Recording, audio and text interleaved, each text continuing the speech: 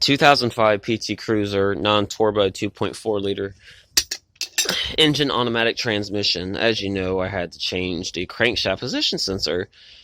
They state in this one that you could take this off from the bottom to be able to get to it.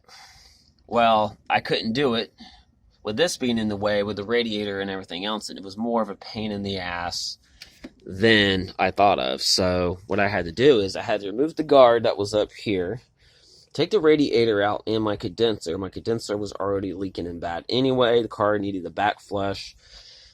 So I had to remove the engine manifold and everything just to get to this, which was the easiest way to do it without any hassle.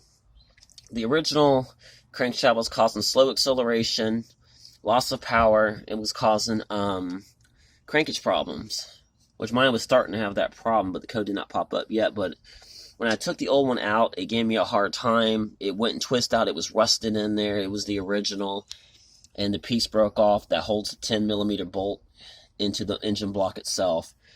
And I did notice there was a wire right here that has a cut in it, which I'm going to have to seal that up like right now today.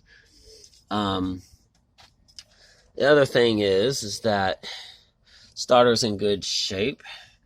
The motor had a normal rust on it, and I ordered these new lines as well because I think they're leaking too, but if I'm going to replace the condenser, I might as well replace both. So if you think you can get underneath this car and take these bolts off with the radiator and the fan in the way, be my guest. Most mechanics I see can do it, but if you're going to take like a socket wrench or a compact gun's impossible. But a socket wrench, you can. But you got to remove this bracket out of the way and push it up to be able to take this bolt off. This bolt here is a bitch. If your car has never had these bolts removed, they are a bitch, even with a 1/2-inch drive. It's a pain in the ass, but the 1/2-inch drive makes it a lot easier than a socket wrench, and a wrench is really impossible depending on the age of your vehicle. Mine's got over 233,000 miles, so when they've probably never been off, it's probably a pain in the butt. And as you know, you gotta take the battery out. I have that filter, so it gives me a lot more room and access to the starter as it is. So most people I've seen can't get it from the bottom or from the top. Some people say, oh, remove the starter. Yeah, the starter is the easiest way to do it.